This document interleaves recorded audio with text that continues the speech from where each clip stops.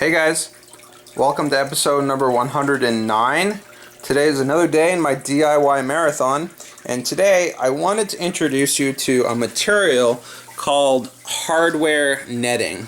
I see a lot of people using egg crates, lighting diffusers to create barriers or to create tops to tanks, and I feel like hardware netting, which is made to be placed around small trees, to keep pests out. I feel like this material is often overlooked in the aquarium hobby, and I've actually come up with a fairly useful way to use it within a stock tank. Now, when I have a basement, one of the first things I want to do is set up a stock tank, and so here's just a simple diagram showing how I would use hardware netting within a breeding setup. So this would be something like a 350 gallon stock tank, about 2 feet tall, maybe 4 or 5 feet across. And what we've got going on here is a central standpipe, and we've got 2 zones here, one for the adults and one for the fry. And the barrier is essentially this hardware netting.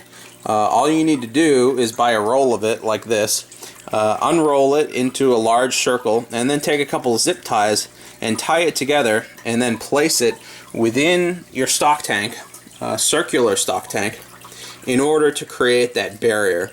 And essentially what's going to happen is the adults you put on the inside of that hardware netting, and you make sure that whatever species you're keeping can't go through this hardware net. This is 1/2-inch hardware netting. They make 1-inch. They probably make a few other varieties, and so depending on the size of your fish, you can select from a couple different sizes of hardware netting to place within your tank.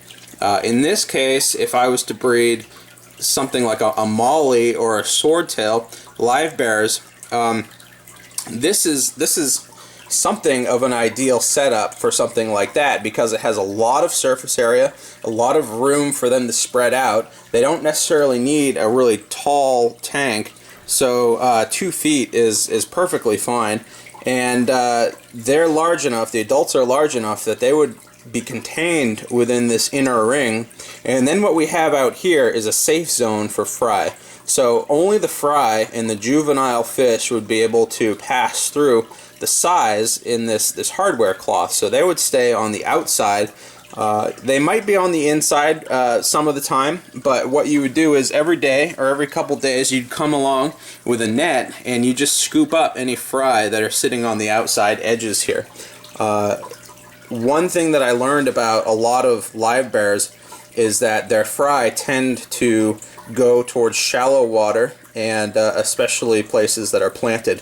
So even if I had some fake plants or real live plants planted along the outside edge here, that might attract them towards those edges of the tank, so that I could scoop them up and then put those into grow out tanks. But so this is kind of the concept here.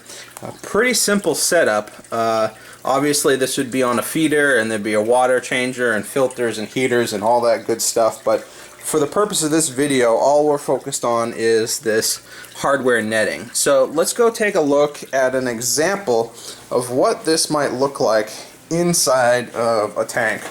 Now this is oh, sorry for the focus. Alright, there we go.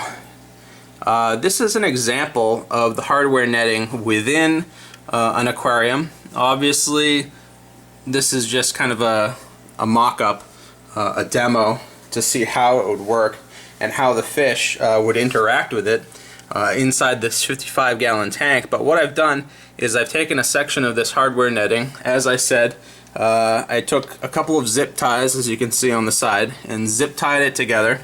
And what I've done is essentially created a barrier for these fish. Now the large fish, the breeders, are they're contained within that net, and then all of the juvenile fish will swim right through it. All of the fry will swim right through it. So that's kind of the idea that I'm looking for. It extends up above the top water level of the tank. And I have a piece of 6-inch PVC on the bottom just to anchor it. Obviously, if this was going into a stock tank, it would be able to hold itself up because it would be so large. But that's the idea, that's the concept. Very simple, very straightforward. This stuff could definitely be used to create barriers. If you have a 55-gallon tank and you want to split it in half, don't go out and buy the expensive tank dividers. This stuff would probably work great. So that might be another video here in the near future. But I'm going to go ahead and take this out because it was just a test. I don't want to keep these fish in here separated from the rest of them because they look kind of sad. But that's about it. So let me know if you like the concept. I think it'll work fairly well in a large size tank, stock tank environment. And my DIY contest is over. I only had 2 entries, so both of them are going to receive prizes. I'll make an official announcement video about that in the coming days. But for right now, this is all I've got.